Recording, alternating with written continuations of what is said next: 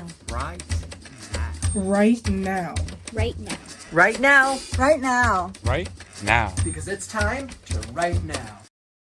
Welcome to Day 6 of the Authortube Booktuber Marathon under 1,000 subs. Something like that. The marathon where we all stream for a week and try to help each other grow. Welcome to the community. Welcome, welcome. I hope you have been getting a lot of writing in. I hope you've been getting a lot of productivity in this week. Maybe a little bit of procrastinating. Maybe just a little bit, depending on the day. So welcome. Today, we're going to be doing, what are we doing? We're going to chat a little bit, be doing some writers chat. I would love to hear what's on your mind. What is on your mind, writers? Do you feel like you've been super productive? Or you're like, okay, maybe I need to go start my next book. Or maybe I'm ready for a writing break. Let me know. Drop a comment. I would love to hear from you. Welcome. I'm Kaufman. I'm on a mission to help the writers of the world with the process, lifestyle, and mindset that it takes to be a writer. Hence why I stream every day for a year. Today is day 382 consecutive streams and counting, and we're starting right now. These are my wonderful co-hosts. I'll let you two introduce yourself. Laura, take it away. This is Roy. He is my good boy. I am Laura Nettles. I do mostly write horror. I have a collection out called Tiny Shivers. It is cosmic. It is psychological. It's a collection of a bunch of different stories. But yeah, that is me. I am doing the party break after this stream, so stay tuned. That's exciting. Oh, I wonder what games we're going to be playing. Well, Laura, you never know. It's not an After Dark one this time. It's an After Dark. What was an After Dark game? Got writing pickup lines, and yeah. So like one of them was write a pickup line involving food. One of them was your blind date is a literal catfish with rubbery whiskers. What is their opening line? And that sounds great. Those are some great opening pickup lines. I guess it's ironic that you were one of the ones involved in our Jeopardy writing game. I guess you were literally like the perfect one for it. That's funny. Esther, last on Tuesday stream, we had Laura on, and we hosted it was like a Jeopardy trivia writing game. It was fun. It was fun for me to host and watch. I don't know how fun it was for them. They did great though. Yeah, I watched part of it. It's Friday. Days are like blending in. I got out of work and I work. I work in finance, but not that finance. The real finance. Ooh, the real finance. The real, you know all the numbers. World. Okay. Yeah, like numbers and things like that. So my brain is a little mushy. So everything is like blending together. So I watched it and I was like thinking, oh my God, I would have sucked. Because I couldn't believe I couldn't remember the phrase anything. Urban fantasy. I'm like, duh! I couldn't either. Like, I was like thinking, I'm like, huh? What? And then it wouldn't show urban fantasy. I was like, oh my God, I feel so dumb. That was so funny. Sam said the same exact thing. Sam kept saying like, oh, I'm going to be so bad at this, I suck. And Sam kept getting like every question right. It was really funny. Esther, I'm glad to have you here on the stream with us. Who are you? I'd love to hear a little bit, little intro. Yes. So I am Esther Marie Andujar. I'm a Puerto Rican writer aspiring to be a hybrid career author. I am currently in hot Puerto Rico. It's 85 degrees. We don't know what winter is like. I write under the umbrellas of fantasy, and I do write romance under a non-disclosed pen name. If I am not in my Sally world, which is what we call my pen name Sally, I am usually working on my paranormal romances that I do serialize through Ko-fi and Patreon. I have the copy of my first one, I finished it last year in November, after 2 years of working on this. Now I am revising it to turn it into a book or many books, I don't know. And I am currently releasing the second serialized paranormal romance. So that's me in a nutshell. Yeah. Wait, I'm- your Well, first I'm a serial is a vampire. Your second serial is a witch. That is very, Yes. very cool. Very, Yes. very cool, Esther. Welcome. Fantasy is right up my alley. I am a fantasy writer working on an action adventure story about a nice. scarecrow who wakes up in a post-apocalyptic world where people were filled with animals, creatures, monsters that are losing their memory at the hands of something called the nothingness. That is Mm-hmm. cool. That Well, kind of like reminds me. Okay, so I do watch a lot of East Asian media. Okay. Like a lot Okay, of like give it to me. movies and What's it remind you dramas, of? this and that. So the premise reminds me of two things: Sweet Okay. Home, and You know, it Sweet Home. reminds It's one me- of the ones I haven't watched. I actually, it's been on my to watch Oh, list. I just haven't It's seen it yet. so good. I'm not. Laura can tell you, I'm not a horror person. I read her collection during the day because I know Laura's writing and Mhm. she can give me the grips. And I'm just like reading during the day, like, oh, I love you, agree. Laura, but this is It so takes some creepy. real skill to be able to really craft a horror well. Yeah, and to Why craft don't it like we- short, it's so good. Like I love it and I fear it. So out of nowhere, I'm not out of nowhere. I do like the cast on the show because I've seen them on other series. So out of nowhere, like at 11 p.m., I started watching Sweet Home. Could not stop watching. It's did always good not when you find a sleep. show that you can really resonate with. That's always It really, is- really cool. Yeah, it is so what was good. what was the other show it reminded you of? The other one, I need to find it because the name is a little It is strange. totally all right. While you search for that, I'm going to Yes. welcome everyone into the stream. Lauren, good to have you. Hi, friends. Be sure to like and subscribe. Yes, like and subscribe. I appreciate you. Woo, we'll get to 1,000. My goal is 1,000. I'll get there. Laura, I'll catch up to you. I'll be there before I know it. I wish I was at 1,000.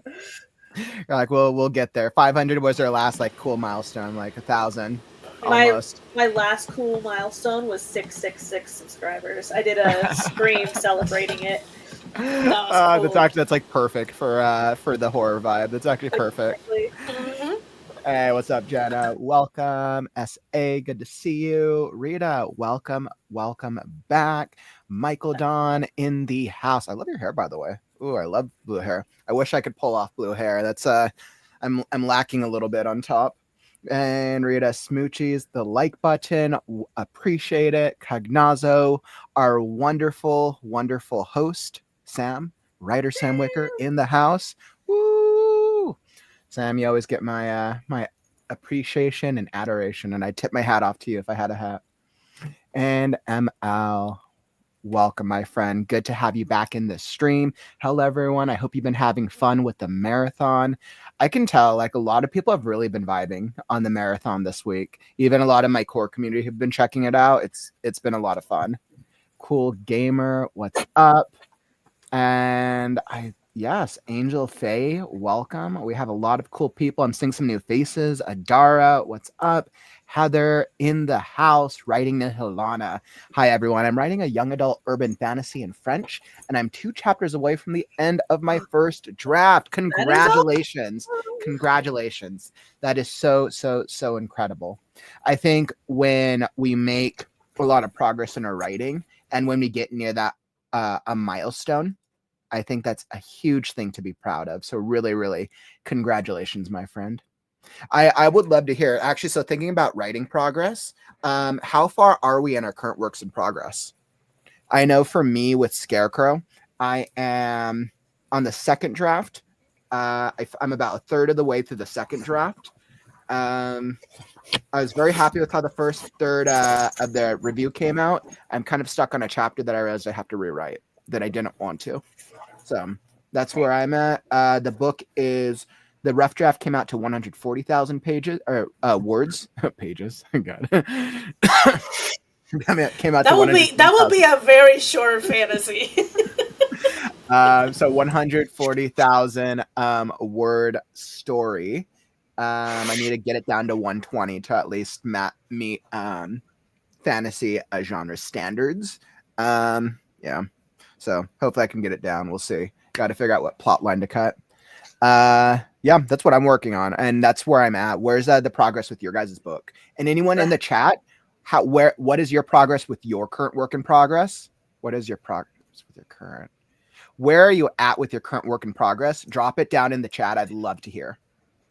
So I had to get it off the shelf, but my first draft is complete. Oh, that's right. I remember you showed us the. I saw the cover art for that. Very, very cool. So it is with alpha readers, I guess, right now, and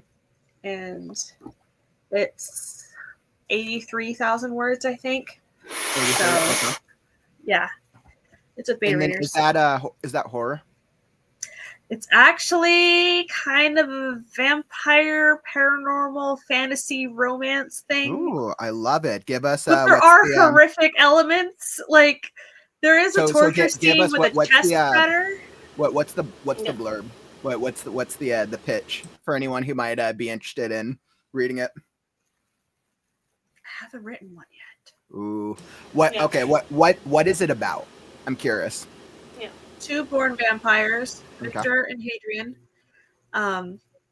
So Hadrian is the son of a debtor, and like his dad is debt with all the bigwigs, and so his mom is being held hostage until the debt is paid, and so he is trying to make a deal with the captors to find info to free his mother.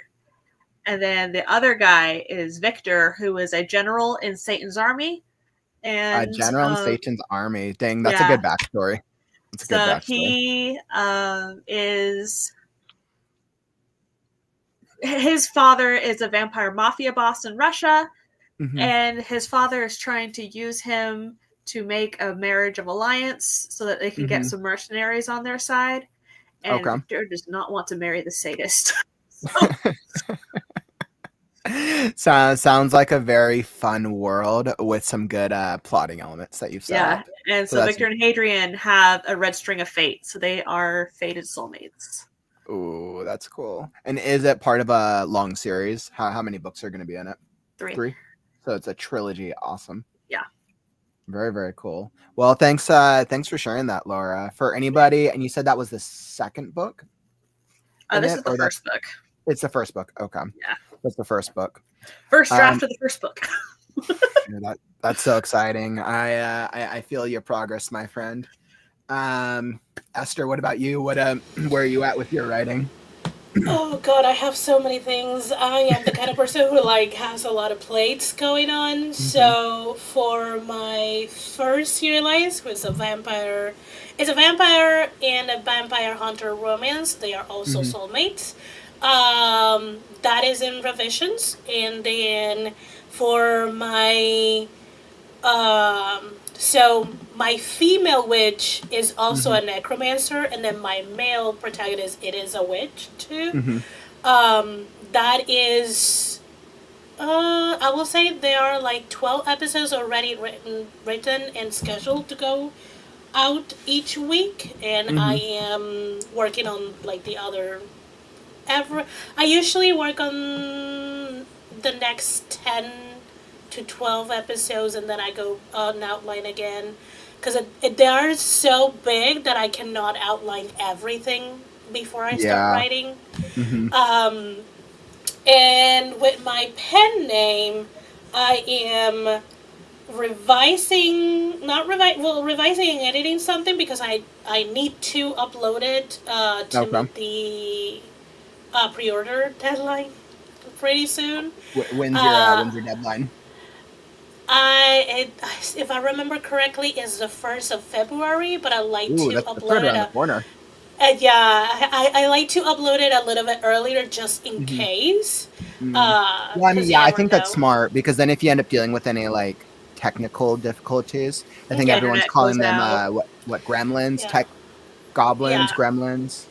Yeah, Gremlins. and you never know when Amazon is like, oh, you need to revise this, or or Yeah, there's an exactly. error here. Yeah, So I like to I- do that a couple I've of days learned that as before, well. so You it gotta. has It's that almost like time. when you plan your like book upload, and this is for anybody in the chat. If for Hmm. anybody in the community who has yet to publish a book through Amazon, you need to give yourself at least a week of wiggle room because Yeah, once you upload, Amazon has to review both it's just a review. First off, you have to doing the cover art and getting the cover art in there is a pain in the yeah. pain. It's just a real pain if you don't format it correctly. Amazon's Hmm. very specific on the requirements. And then It's point once zero you zero upload, one inches off. It won't accept it. Yeah, it's such a yeah. pain. Such a pain. So once you go through the annoying nightmare of finally getting the cover just right Hmm. and then getting your text uploaded, Amazon says that it has to review it before it will go live. I believe it says it can take up to like 5 to 7 days, I believe, or it's like 10 days. I think it says 5 to 10 days. I think Um, is for paperbacks they take a week or a week and a half. For mm, ebooks, they will cap it at 3 to 5 days. Yeah, so ebooks I remember was a little faster. But Yeah. for us, they responded to our book. We did both a paperback, or we did an ebook, and then we did a paperback of the anthology, which was super cool. And then I would say that for both of them, I would say the ebook they reviewed us in like a day, and the paperback they reviewed us in about 2 to 3 days. So they were actually pretty quick response time. Hmm. But if there's any issues, which for us there was issues with the formatting, what happens was they reviewed it in 2 days. There's a problem with it. You have to redo it, and then you have to wait for the review again.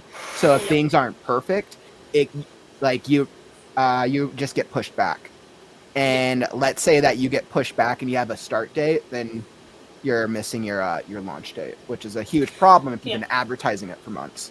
Especially Yeah. if you have a Also, pre-order. Yeah, yeah, because yep. pre-orders is Mhm. like once the pre-order date and time is set, Mhm. they lock that and you cannot change it until it goes live. Mhm. So if you have any problems or if the manuscript is not the correct one or it's not complete, that's what's gonna get published. Mhm. Because they're not gonna let you change it. Also, if it's the first time, it will take longer. The more books you go through KDP, the Mhm. faster they get. Oh, really? That's Yeah. actually really interesting. I guess I'm not surprised because if you've passed the requirements before, you probably have it's probably like a softer check once you've Yeah. gone through it the first time. That's actually interesting. Let's see. We had some really good success stories of what people are working on. Lynn's like, I'm 96% done with my first draft of my 5th ghost book. Congratulations, Nice. my friend. That's incredible. That is so awesome. 96 is close. Like somebody else was what, 2 chapters away? Like that's like you see the finish line. Now you just gotta push. It's like you gotta push. Angel's like, I work on 2 novels. One is mild spicy, the other is spicy hot. I love that description. Um, like mild spicy and spicy hot. I'm like, what's okay? So mild spicy is like, okay, there's like 2 to 4 sex scenes, and then spicy hot, every page is a sex scene. It's an erotica. See, this is when it gets tricky because it depends on the reader. Because if you tell me mild spicy, I'm thinking there's probably 1 or 2 sex scenes. Mhm. And it's spicy hot, I'm like, probably there's 4, maybe 5, 4 or depending 5. on the length. I think we Like, talked about this. We talked about this recently, actually, on what distinguishes or what's that difference between a novel that's spicy and something that's just considered erotica. And Yeah. like I don't know, because I generally don't tend to read either of those genres, so I'm just not familiar. But in a lot of the editing work I get, because I'm book editor, a lot of the work that I get, I would say like 50% of the time, it has spicy content, and it's usually X amount of scenes in the material. Well, actually, it is the character and the couple arc. If the purpose of the story is them falling in love and getting together, that is a romance. It doesn't matter how many.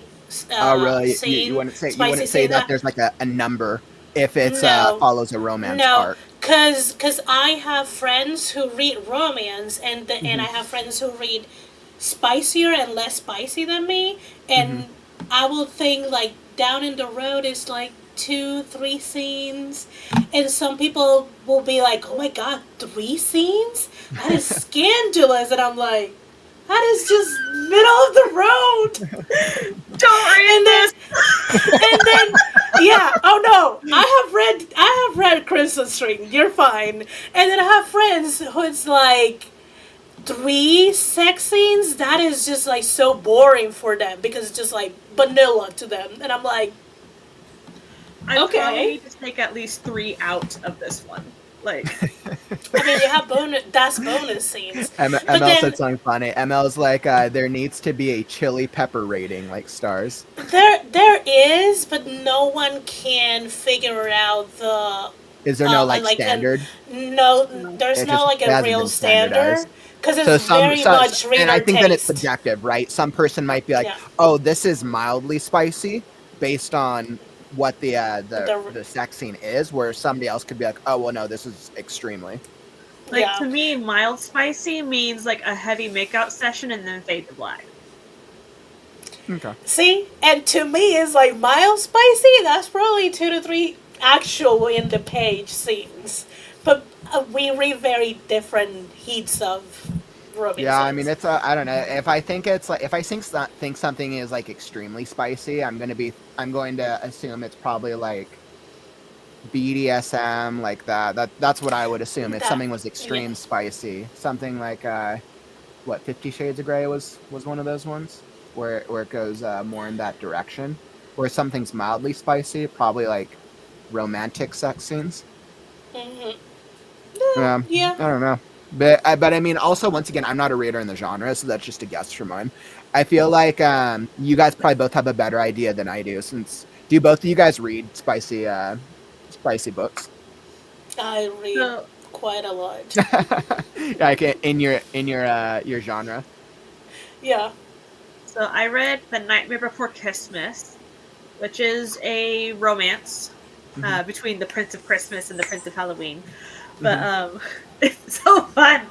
So it is spicy, but like the language is very more.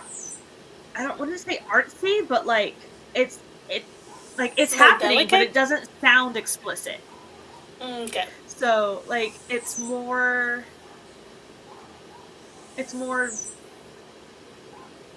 of the mild version. It's not like swearing and stuff explicitly on page and stuff like that. Like I don't know how to explain it.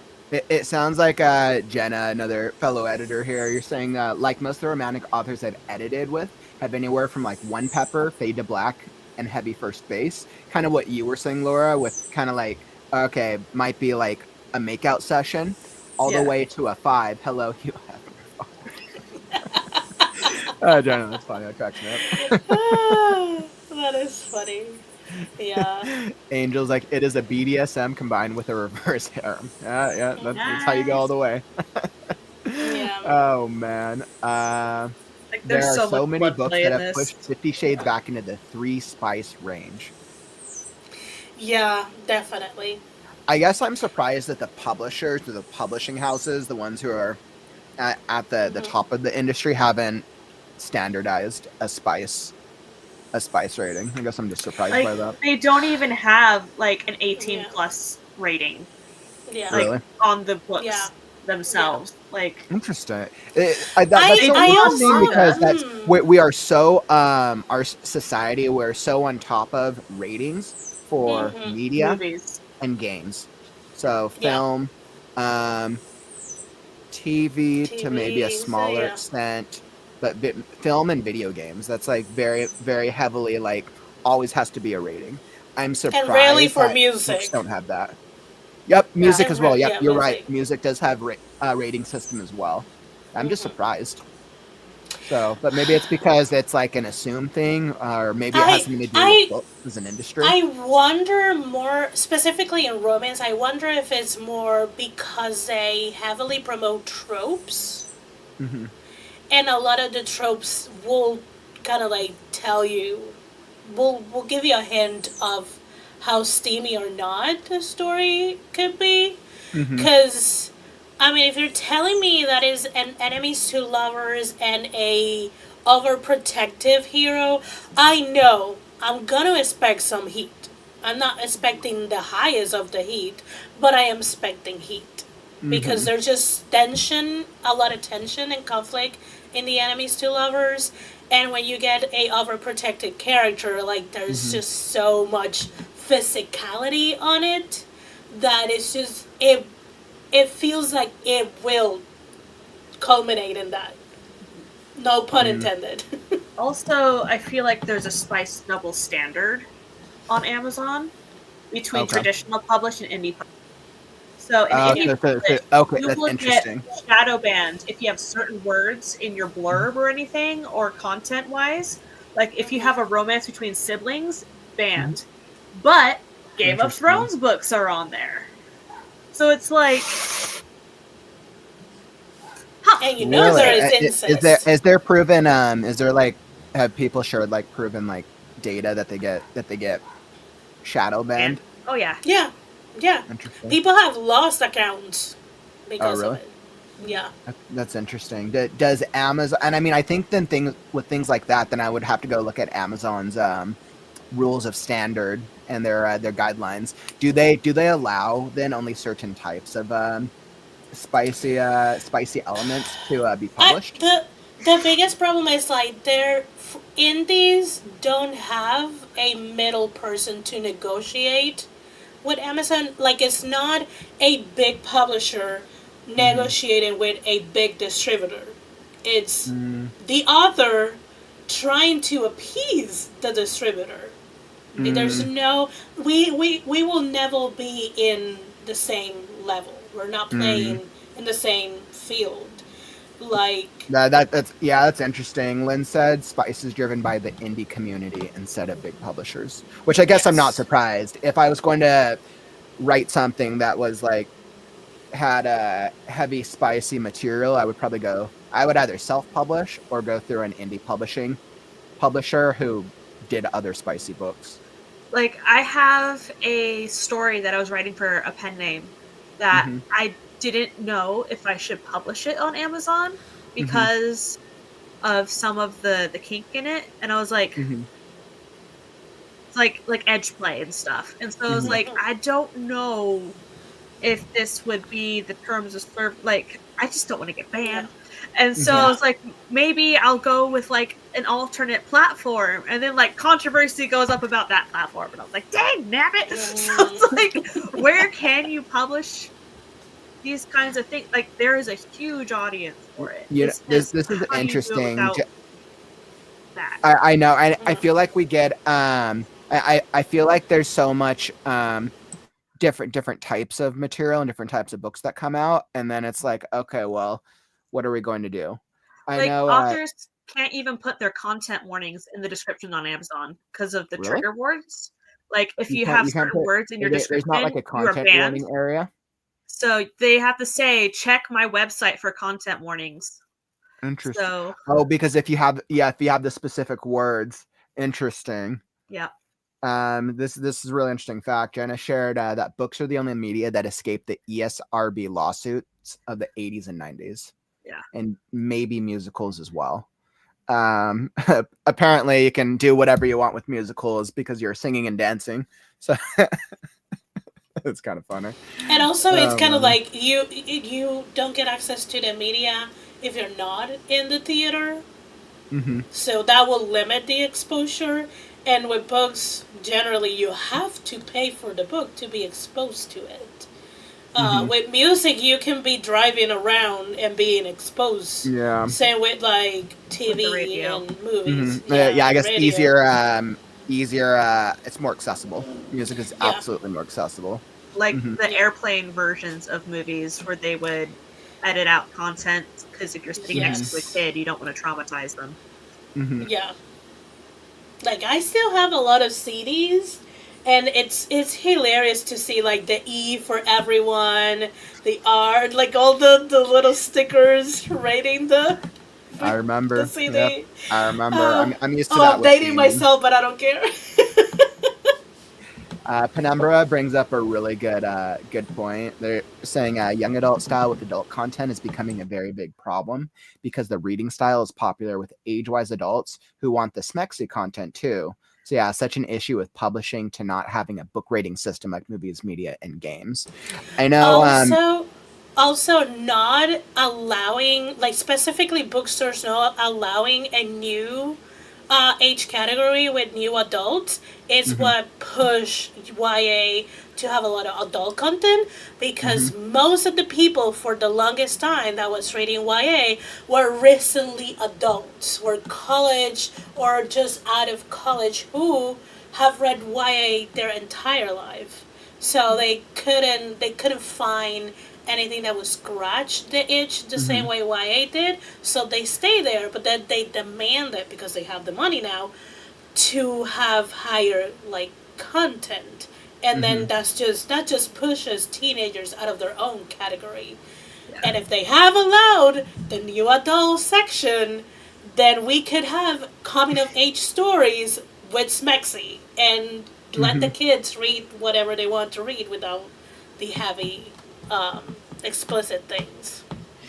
Yeah, I remember when the Cord and Torn of whatever that thing got out and got categorized as YA, and I'm like, that is not YA at all. I never read that series, but I know she's very, very popular. Is there a lot of spice material in it? Yeah, a lot of spice, a lot of manipulation. It's just a very adult content. But it got categorized as young adult. Young adult because they started publishing when she was in the middle of her YA series. Interesting. So do you guys think there's favor? Do you think bigger publishing houses tend to favor big authors? Oh yeah. Is that definitely a thing with I haven't done too much research yet with traditional publishing, so I feel like sometimes my knowledge with the big five or the big ones, considering on how you want to categorize them, sometimes feels limited. And I think it's because I'm very focused on going the self-publishing route, and then when I'm ready, I'll either go indie or traditional publishing. But I haven't really made a decision yet. I always find it so fascinating to learn about these conversations. Because I just don't really understand the logistics or the behind the scenes of what that even looks like to be published by one of those bigger companies. It's interesting.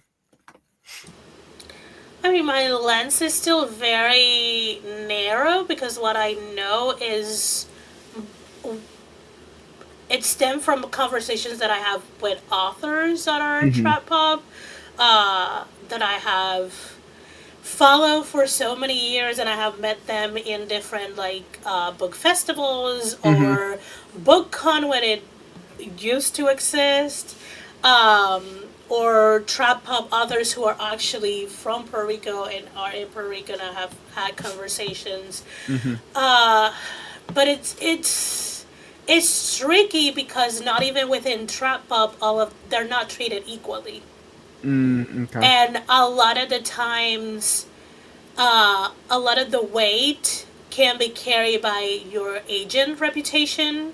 It can be carried by your sales reputation. It can be carried by your social media presence reputation. It's not completely obscure, but even when you're inside of it, it's still very iffy because not everyone is the same. Inside of it. This makes me think of a really good question that's been on my mind. Do you both believe that any author in this day and age self-publishing, indie, or traditional publishing, do you think that any author is required to have a social media presence if they want to sell books and build a readership? Do you think it's a requirement in this day and age? I've been at so many workshops where they're like, build your newsletter or build your social media on like 3 platforms. And then I go to another one where they're like, the only media that sells books is TikTok. That's the only one you need. Interesting. And so it's like information. Yeah, I get competing information. I do know newsletters are important because you get those emails and keep them from yourself. And so if Meta goes down, you're not dead in the water. Exactly. And I think that's becoming, I think over the past year or 2 year, I think the idea of the newsletter has become much more on a lot of authors' minds, because you can own that, and social media platforms can be unstable at times. Yeah. And I mean, I think when I get competing information, because that definitely happens a lot, I think it's like, I think there's value in both of those things, but I think it's almost like taking it with a grain of salt and then adding that to everything else I know.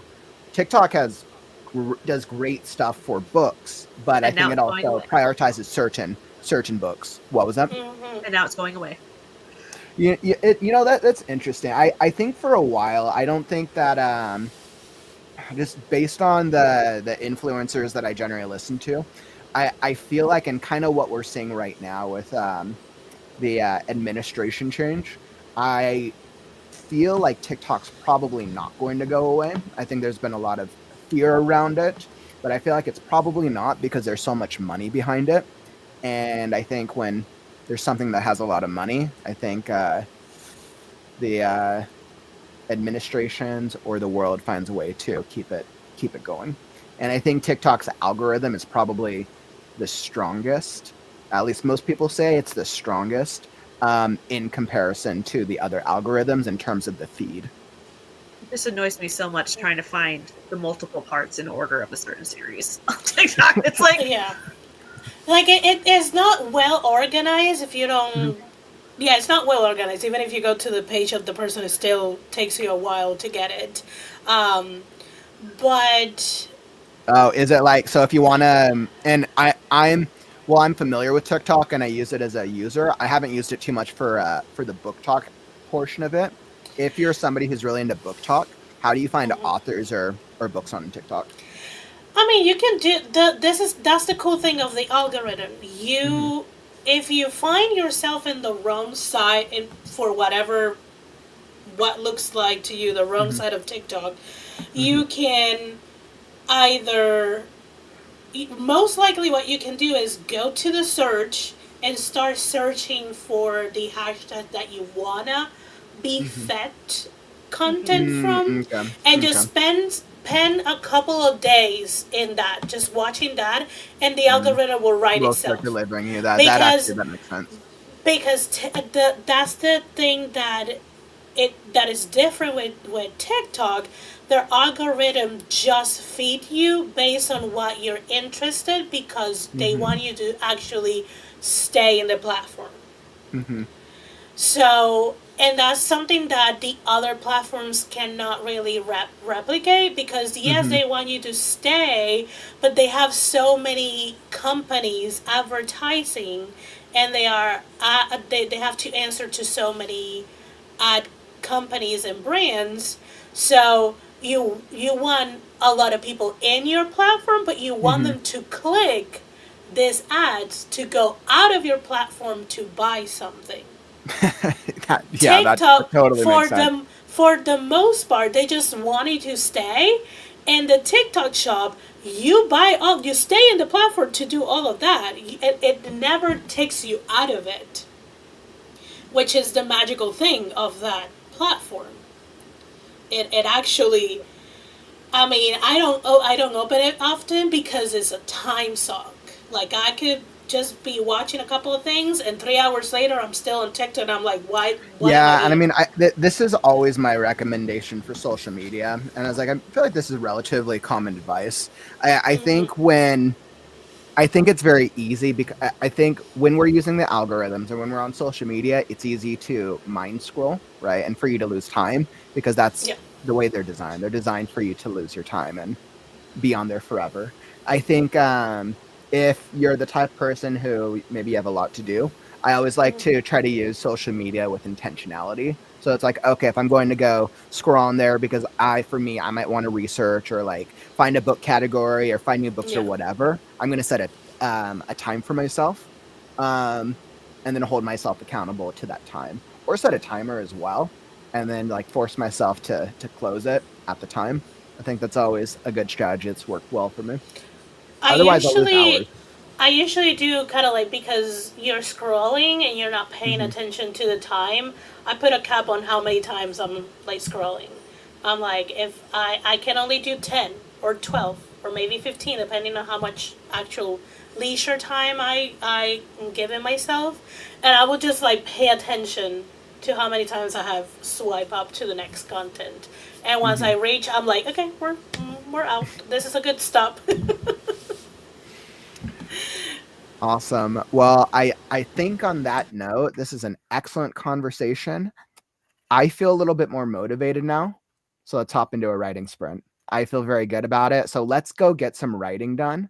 But before we do, if you are enjoying the stream, follow and subscribe. We're here every day with the Right Now community, 382 consecutive writing streams and counting. So if you need daily writing motivation, if you want to watch author interviews, if you want to do we do huge writing events. We did our Right Now-a-thon that had over 40 guests, over 60 events a couple weeks ago. We got the podcast, we have the critique show. If you ever want feedback on your stories, we do, I do free story readings and critiques every other Saturday, and much, much more. We got a book club coming, and then we also have our Fated Fantasy fiction contest coming in the spring. Romance, romantasy, and fantasy. So I'm super excited. Make sure that you're tapping those buttons and you're joining us on the journey. You can also, if you want to get more involved, the Discord link is down in the description as well. Our Discord is very, very active. So come join us and let's hop into the sprint. Let's do it. And also, before we're hopping over there, make sure that you're also, let me drop that, following Laura and Esther as well. I super, super appreciate both of them for joining us. You two are awesome. I appreciate both you guys. So make sure that you guys are also subscribing to Laura and Esther, and they're both incredible. Everything's linked down below, so we can all rise through the ranks together. All right, and with that, if I can get this correct, there we go, perfect. So I got 25 minutes on the clock. This is our first writing sprint we're going to do. Whether you are brainstorming, writing, or editing, that is all part of the process. Come join us because it is time to write now.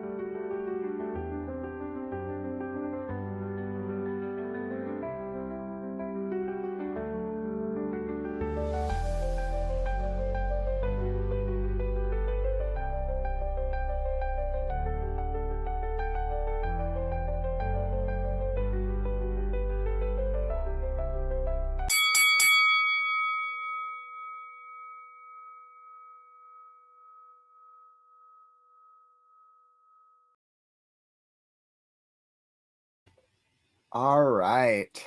How did that writing sprint treat you? Were you able to make any work or get any progress that time?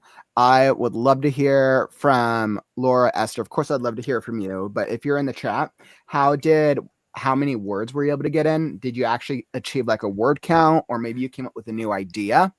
Let us know. Drop it down in the comments below. How did the sprint treat the two of you? Good.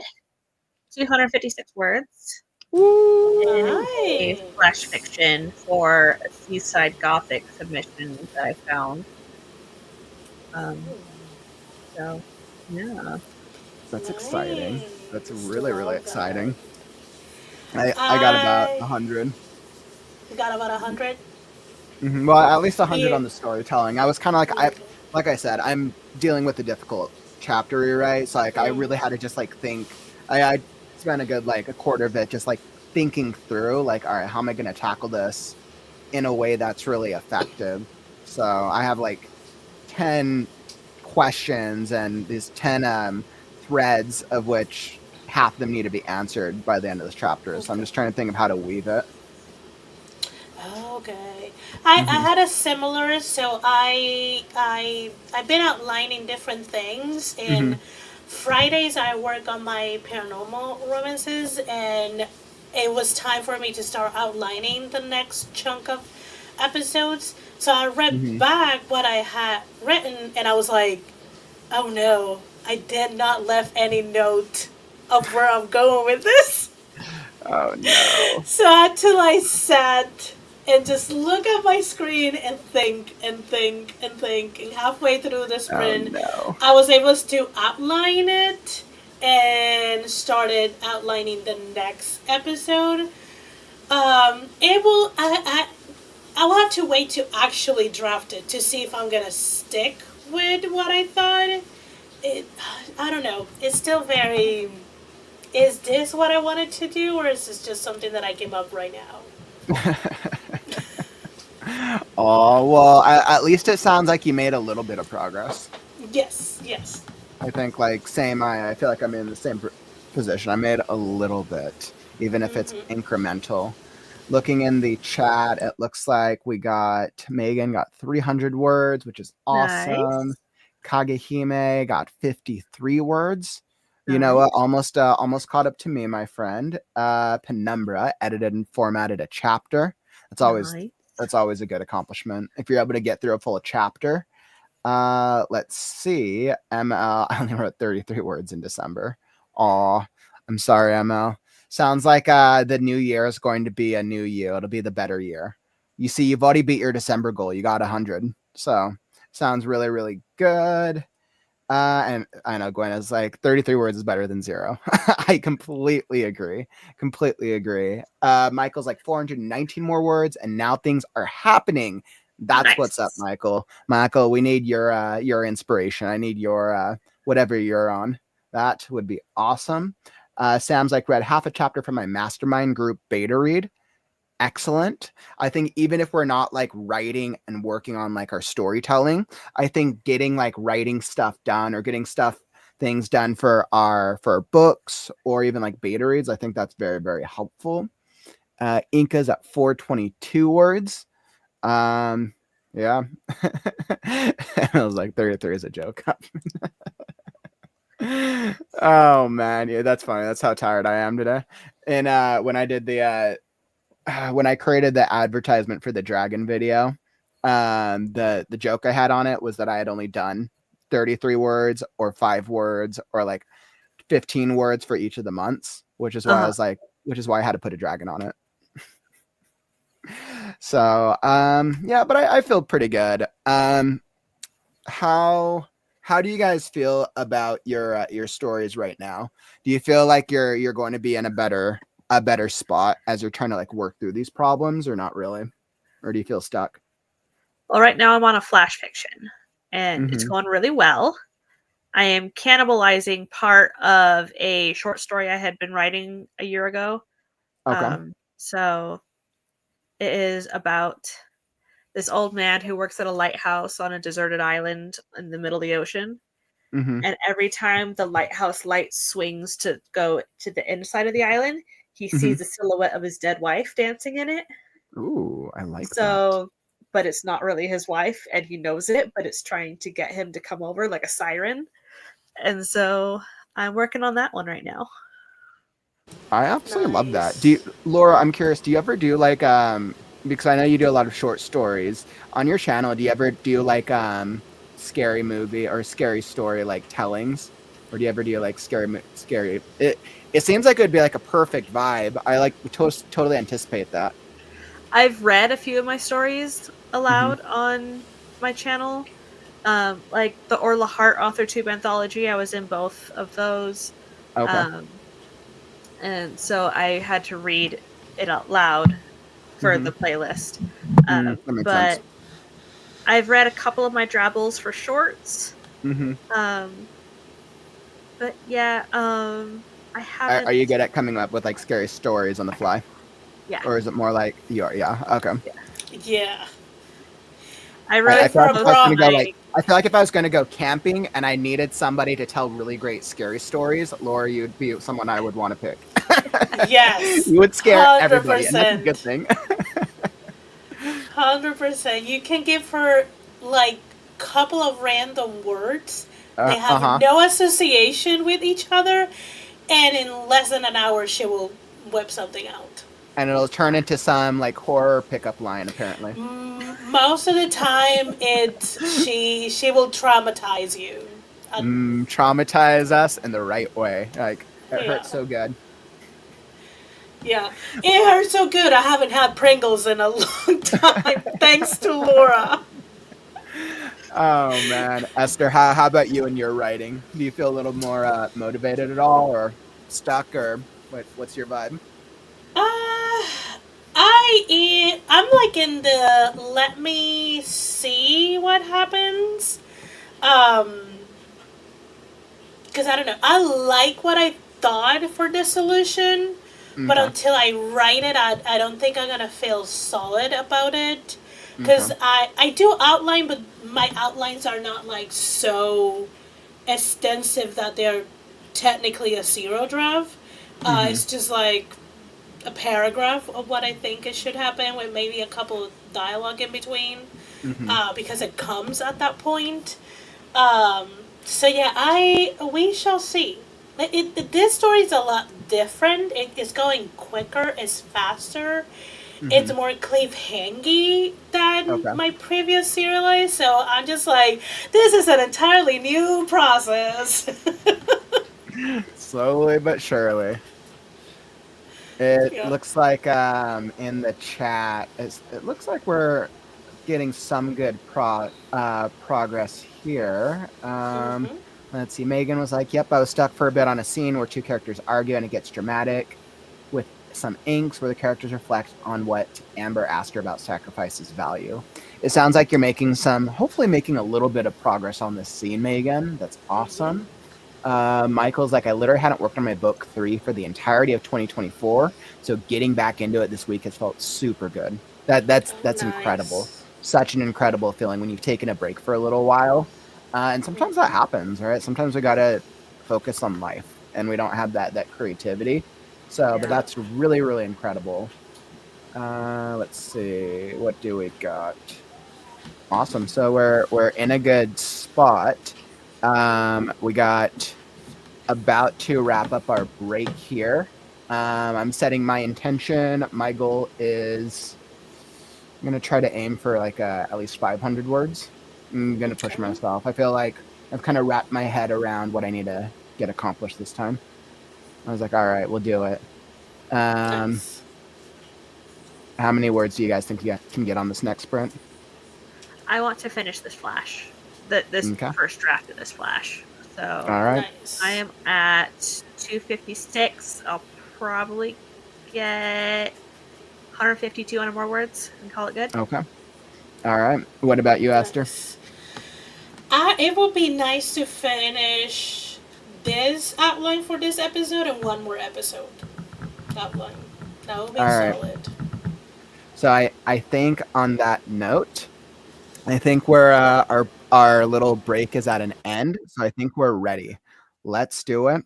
Whether you're brainstorming, writing, or editing, that's all part of the process because it's time right now.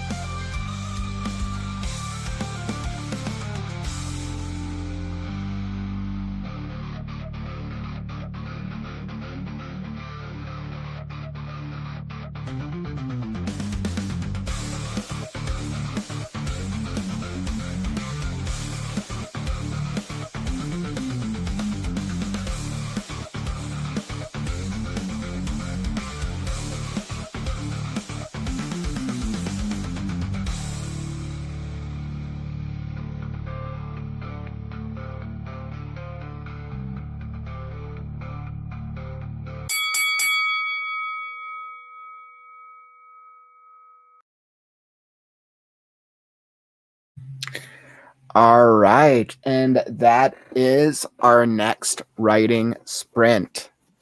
That was our next writing sprint. How did that work out for the both of you? Good. My flash is complete at 419 words. Nice. Nice. Congratulations. You're able to achieve your goal. That's awesome. Yeah. That's fantastic. I outlined episode 14, 15, and I made notes for these subsequent episodes, so I am not as lost as I found myself earlier.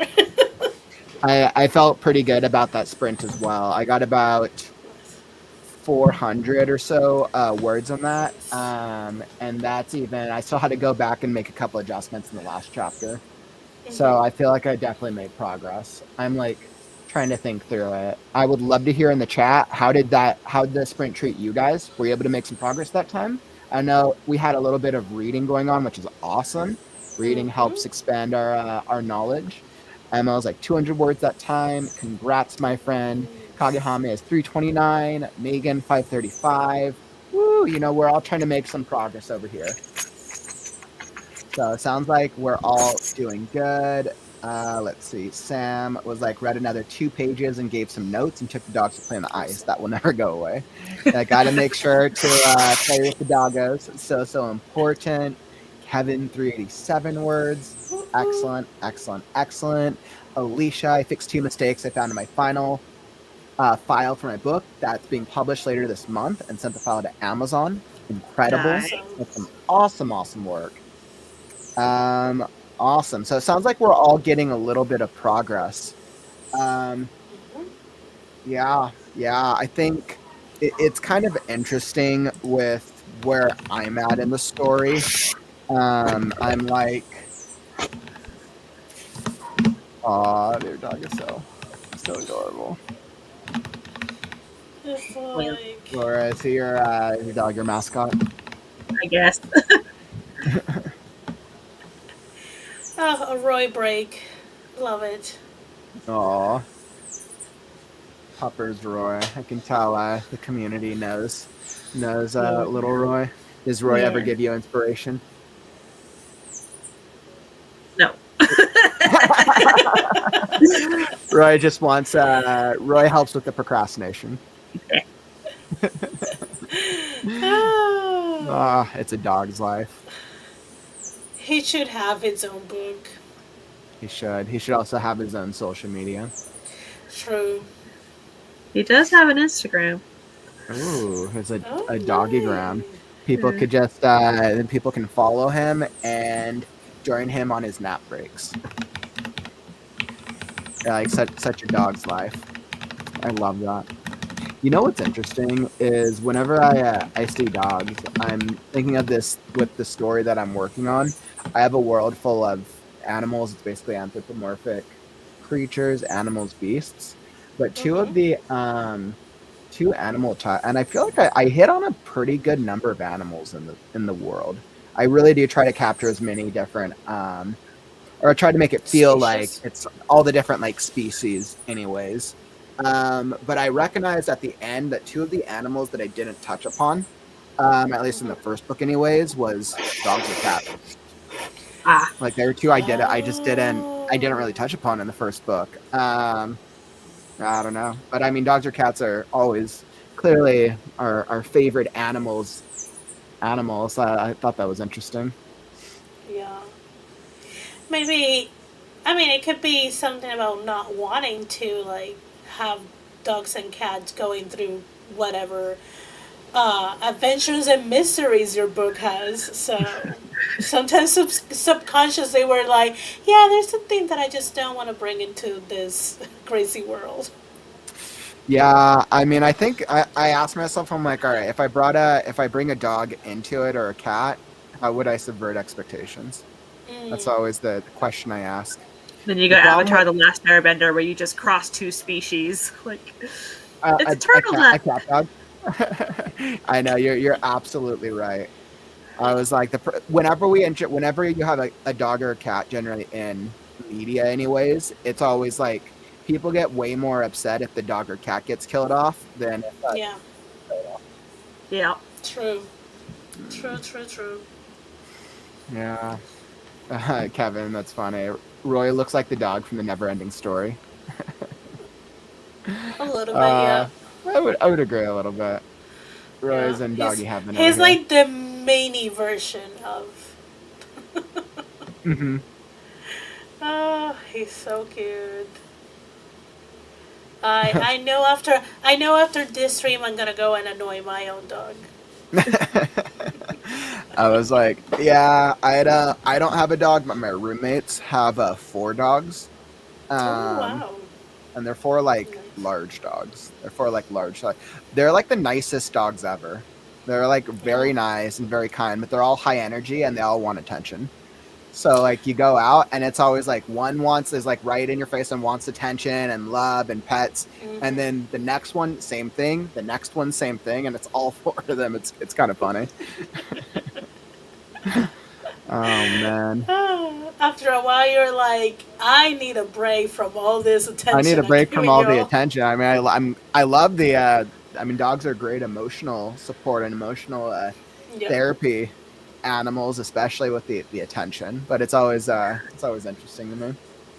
It's funny. Yeah. I remember a while back we set up a channel in our Discord, and it was really popular for a while. It was our mascot channel, and people loved posting their dog and cat pictures. I was like, who doesn't love like dogs and cats? I feel like people Yeah. like at least one or the other generally. Yeah. Or rabbits.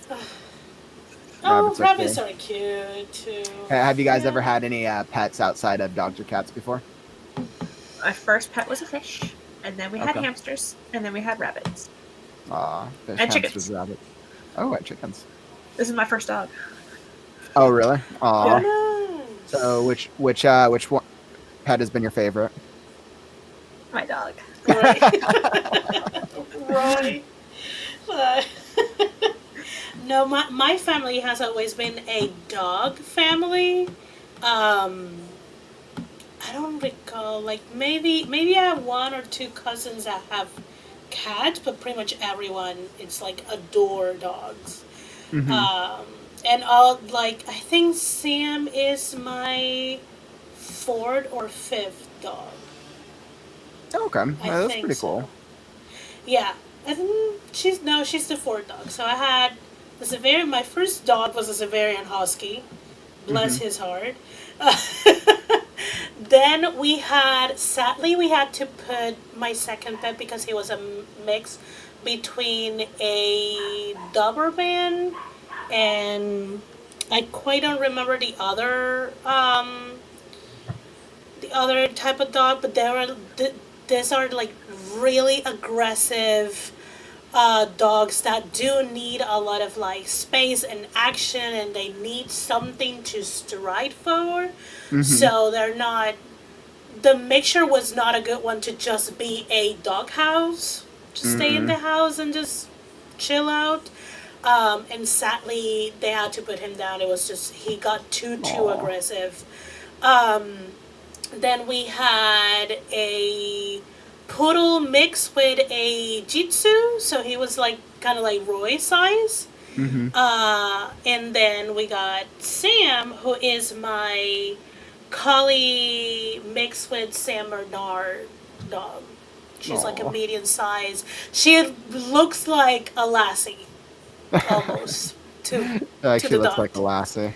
I think of Yeah. all the breeds. If I've had both a dog and a cat before, and probably will again when I'm in the right place in my life. But I know the breed of dog that I've always wanted is an Australian Shepherd. It's like the dog Blue eyes. that I've always wanted. Yeah. I do want a husky again. I know they're very high maintenance, but I just love their personality. But I also would like to have a husky at an area that does get cold. Because I know our huskies suffer a little bit through the summers here in Puerto Rico. I know, It's too Sam. Like speaking of like dogs and cats and animals, sounds like next marathon maybe we should do a pet stream. Like that would probably be the most popular stream, just because people love to show off their animals, and because everyone loves dogs and I would cats. never. Oh, never, Yeah. never. No. I will brave my dog's scratches because literally it will come to really? that point. She hates to be on camera. It sounds like Super Rouge. You're like, I love all animals so much. I have a little guinea pig, and she's so cute. Guinea pigs can be really awesome pets. Alicia was like, I've had chickens, goats, a few little cows, dogs, and cats. Grew up on a 32-acre farm. It's crazy. I've had friends who've grown up on farms, and it's always crazy when you've grown up around animals, and that's part of just like something that you're used to, which is really cool. Sam's like, we've had several dogs, including hounds, cats, chickens, pigs, horses, cows, chinchillas, raccoons, parakeet, cockatiel, a few fish, 2 lizards, and a brother, and a partridge in a had pear a- tree. Pet raccoon? I was like, that's interesting. Raccoons are so adorable. I think raccoons are so adorable. Until If you feed until they become them, they vicious. will be loyal to you. Exactly, but then you have to feed them forever. Yeah. Oh man, I would have never attempted, or I don't know, maybe I would. I'm not sure if I would try to attempt feeding like a non-standard, non-domestic animal. But I also never grew up on like a farm or had farm experience, so it might be a little different for me. Awesome. Well, once again, what a great way to end off the stream. Now I want to go play with the dogs. And yeah. So I feel like today was really, really awesome. We were able to get a good number of sprints in. We got some great conversations. And Roy is loving all the attention. Roy is like, time to wake up. Time to, aw, so adorable. Laura, Esther, thank you also for joining me today. I know, Laura, your stream's next, right? Yep. Yes. So for those of you who want to go play some games, you should definitely go hop over to Laura's channel. Both Laura and Esther's channels linked down in the YouTube description down below. Let's see. I think I can probably just drop the link in the chat as well. Laura, what type of game should we expect from yours? Are we doing some more depends on if co-hosts show up. What was that? It depends on if co-hosts show up. So we'll see what we end up with. You're like, it depends on the craziness of your co-hosts. It depends on if it can be a one-person game or if it should be a multiple-person type of thing. So, like, we'll see. Oh, that totally makes sense. Well, definitely make sure to go hop over to Laura's stream if you want to take a little bit of a break and play some games. So it sounds like it will either be some singular games or maybe a group game, depending on the co-hosts. Yeah, that's all that I got. Esther, thanks for joining us today. If people want to find out more about you, Esther, where can they go? If they follow my channel, there is a link tree that has all of my links. That's the easiest way to, follow my website, social media, newsletter, coffee. Like, it's just the hub for everything. And I'm pretty easy to find. Esther Maria Duhart. It's just, there are not that many of us. Woo! Awesome. So that is great. Let me drop this down in the chat. Perfect. So just go hop over to Laura's channel. Also make sure before you go to tap that like button if you enjoyed the stream. And that is all that we got for you, my friends. We'll catch you in the next stream. Right now. Right now. Right now. Right now. Right now. Right now. Right now. Because it's time to write now.